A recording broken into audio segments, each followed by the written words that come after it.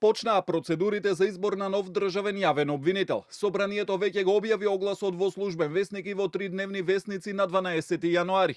Огласот ќе трае 15 дена, односно до 27 јануари.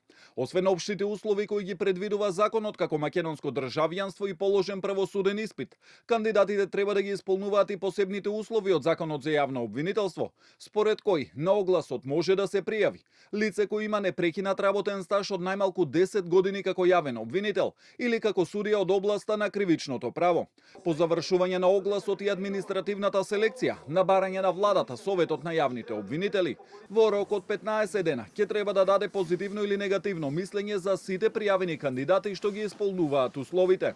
Потоа од позитивно оценетите, владата ќе избере еден кандидат, како предлог ќе го достави до собрание, кој ќе го избира со просто мнозинство, односно со 61 глас. Изборот на нов републички обвинител доаѓа по оставката на Љупчо Коцевски од пред еден месец, откако собранието на дневен ред го стави неговото разрешување.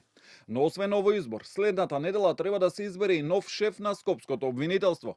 За оваа позиција има вкупно 5 кандидати, меѓу кои досегашниот шеф обвинителот Гаврил Бубевски. За оваа позиција се пријавила и обвинителката Тања Трајчевска, позната во јавноста по случајот со убиството на хрватскиот државјанин Денис Тот, каде го застапуваше обвинението. Кандидат е и обвинителот Анел Фидоски од случаите Тенковски, Делови и Малата Тамара од Велес. За позицијата шеф на Скопското обвинителство претендира и обвинителот Дејан Петрески, кој го водеше случајот со грабнувањето на Самуил, истрагата за пожарот во модуларната болница во Тетово, но и предмети за заштита и безбедноста на новинарите. Листата ја заокружува обвинителката Спасенка Андонова, која во јавноста е позната од предметот двојник за фалсификуваните пасоши. Советот на јавните обвинители седницата за избор на шеф на основното јавно обвинителство Скопје ја закажа за во вторник.